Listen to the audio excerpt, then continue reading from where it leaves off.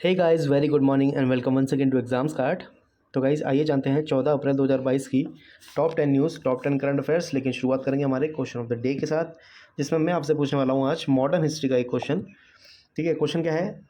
Year 1757 is remember to which among the following battles. तो वर्ष 1757 निम्नलिखित में से किस युद्ध के लिए याद किया जाता है, ये आपको बताना है। ऑप्शन है आपके battle of Plassey, battle of Buxar, battle of Panipat या फिर बैटल ऑफ चौसा। ये चार आपके ऑप्शंस हैं। ठीक है, अगर आपको क्वेश्चन का आंसर आता है तो क्वेश्चन का आंसर कमेंट बॉक्स में ज़रूर करें कमेंट। ठीक है, बाकी इसके अलावा वीडियो के अंत तक जरूर बने रहें, क्योंकि उसमें मैं आपको बताने वाला हूँ वीडियो के एंड में इस क्वेश्चन का आंसर। और साथ ही साथ जितने भी युद्ध यहाँ पे लिखे हैं, बैटल ऑफ प्लासी, बक्सर, पानीपत और चौसा, ये कब कब हुए, ये भी मैं आपको वीडियो के अंत में बताऊंगा।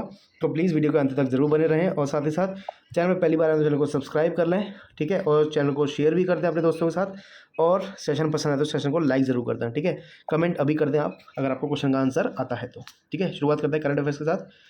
देखिए, पहला करंट अफेयर है, हिमाचल प्रदेश की कांगड़ा चाय को यूरोपियन आयोग से जीआई टैग मिलेगा। ठीक है, जानते हैं इसके बारे में।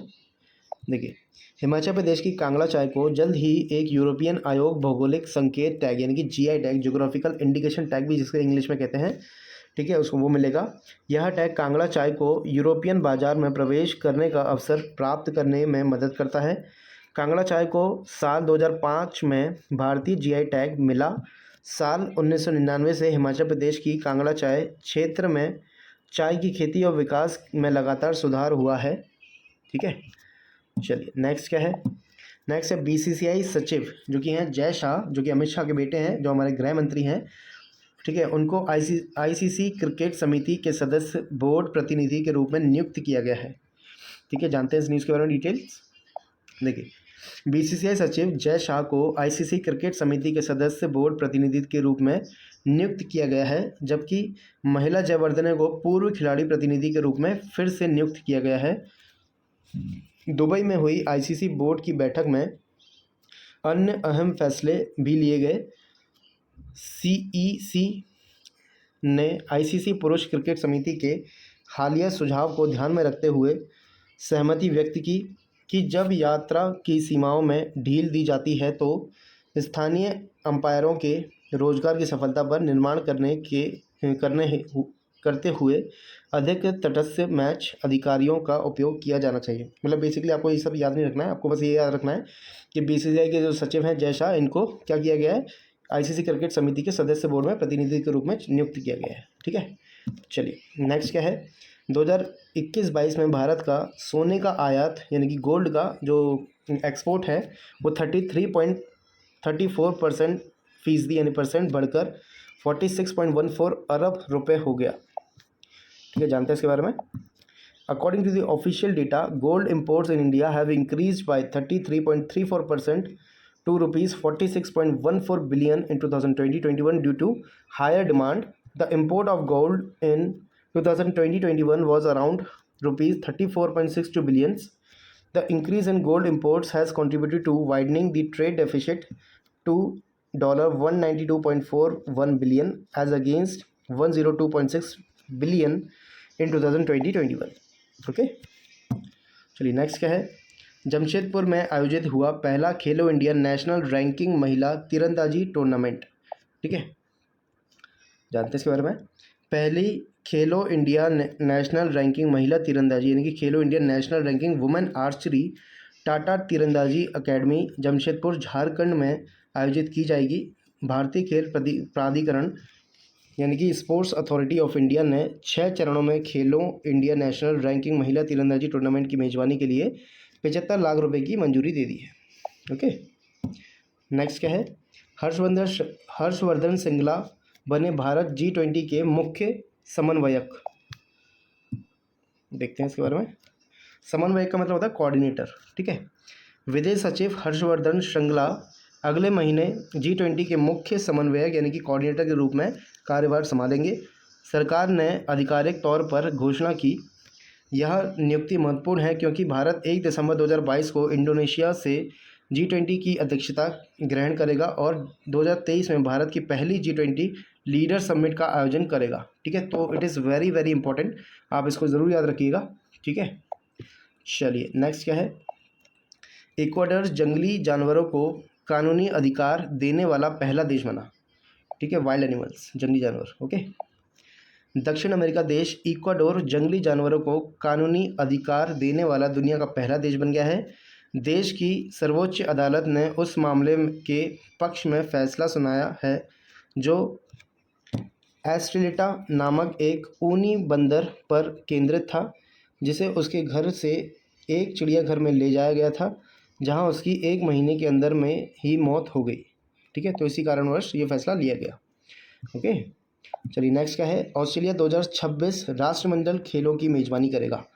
ठीक है, तो आप ये मत सोचना कि 2026 की न्यूज़ सर आज ही को बता रहे हैं, क्योंकि इस तरह के क्वेश्चंस कई बार क्वेश्चन से पूछे जाते हैं। जैसे 2022 में कौन से खेल होंगे, कहाँ पे होंगे, 2024 में कौन से खेल कहाँ पे होंगे, 2026 में कौन से खेल कहाँ होंगे, 2028 तक पूछ लेता है। तो ये बहुत ज़्यादा इंपॉर्टेंट है, इसको भी आप याद रखिएगा। ठीक है, जानते हैं इसके बारे में। ऑस्ट्रेलिया का इक्वाडोर राज्य विभिन्न शहरों में साल 2026 राष्ट्रमंडल खेलों यानी कि जो आपके कॉमनवेल्थ गेम्स होंगे। ठीक है, राष्ट्रमंडल खेल का मतलब क्या होता है, कॉमनवेल्थ गेम्स की मेजबानी करेगा। कौन? ऑस्ट्रेलिया। अधिकांश स्पर्धाओं का आयोजन क्षेत्रीय केंद्रों में होगा, जो एक ही शहर में स्पर्धाओं के आयोजन पर पारंपरिक मॉडल से अलग है। खेलो इंडिया का आयोजन मार्च 2026 में विभिन्न शहरों और क्षेत्रीय केंद्रों में होगा, जिसमें मेलबर्न, जीलोंग, बेडिंगो, बेलाट, जिप्सलैंड शामिल हैं। इन सभी शहरों में अलग खेल गांव होगा। ठीक है, कॉमनवेल्थ गेम्स कहाँ पे होंगे आपको याद रखना है, 2026 में ऑस्ट्रेलिया में। ठीक है, ये बेसिक आपको डिटेल याद रखनी है। चलिए नेक्स्ट क्या है। बैंक ऑफ महाराष्ट्र ISARC में 4% हिस्सेदारी बेचेगा। बैंक ऑफ महाराष्ट्र, चलिए इसके बारे में जानते हैं। Bank of Maharashtra announce that it will sell its entire 4% ownership in India SME asset reconstruction company for about 4 crores rupees. According to a regulatory statement, Bank of Maharashtra has entered into a share purchase agreement for sale of entire equity position for 4% in Bharat SME Asset Reconstruction Company Limited. Okay, तो ISARC का full form क्या है आपको याद रखना है, asset reconstruction company limited. ठीक, चलिए नेक्स्ट क्या है। ADB यानी कि एशियन डेवलपमेंट बैंक नागालैंड में शहरी विकास का समर्थन करने के लिए $2 मिलियन के ऋण को मंजूरी दे दी है। ठीक है, देगा चलिए जानते हैं इसके बारे में। Asian development bank and the government of India have provided $2 million project readiness financing loan to Nagaland to design climate resilient urban infrastructure, strengthen institutional capacity and improve municipal resource mobilization, sign an agreement for. Okay, चलिए next क्या है। मध्य प्रदेश में champion of change award 2021 की घोषणा की गई। तो क्या है इसमें देखते हैं। भोपाल के कुशाभाऊ ठाकरे सभागार में international forum on Indian economy द्वारा आयोजित champion of change Madhya Pradesh के कार्यक्रम में मध्य प्रदेश के राज्यपाल मूंगा भाई पटेल और मुख्यमंत्री शिवराज सिंह चौहान पहुंचे हैं। संगठन उन्हें साहस, सामुदायिक सेवा और समावेशी सामाजिक विकास के मूल्यों को बढ़ावा देने के लिए दिशा में व्यक्तियों और संगठनों द्वारा किए गए महान कार्यों के लिए पहचानता है। ओके, आते हैं अपने क्वेश्चन ऑफ द डे के ऊपर, जिसमें मैंने आपसे पूछा था कि वर्ष 1757 को निम्नलिखित में से किस युद्ध के लिए याद किया जाता है। तो 1757 में क्या हुआ था, 1757 में हुई थी बैटल ऑफ प्लासी। प्लासी का युद्ध हुआ था 1757 में। ठीक है, option A will be the right answer of this question. अच्छा, बाकी के युद्ध कब कब हुए थे ये भी मैं आपको बता देता हूँ। बैटल ऑफ बक्सर हुआ था आपका 1764 में, 1764। बैटल ऑफ पानीपत, 3 बैटल हुए थे पानीपत के। तो जो पहला पानीपत का युद्ध था वो हुआ था 1526 में। ठीक है, सेकंड जो हुआ था वो हुआ था 1556 में, और थर्ड जो हुआ था वो हुआ था 1761 में, 1761 में। ठीक है, कौन सा हुआ था, पानीपत का तीसरा युद्ध 1761 में। ठीक है, तो फिर बैटल ऑफ चौसा कब हुआ था ये भी आपको बताना चाहिए। बैटल ऑफ चौसा हुआ था 1539 में। ठीक है, 1539 में हुआ था बैटल ऑफ चौसा। क्लियर।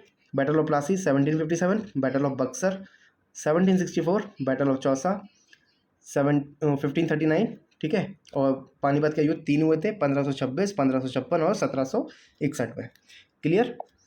तो ये था आज का हमारा करंट अफेयर्स का वीडियो। अगर आपको वीडियो पसंद आया तो प्लीज़ वीडियो को लाइक ज़रूर करें। ठीक है, कमेंट तो आपने कर दिया होगा, साथ ही साथ शेयर ज़रूर करें। ठीक है, और चैनल में पहली बार तो चैनल को सब्सक्राइब किए भी करने जाना है, सब्सक्राइब ज़रूर करना है। ठीक है, बाकी मिलेंगे कल हम फिर सुबह 6 बजे अगली क्लास में। Till then take care, bye bye.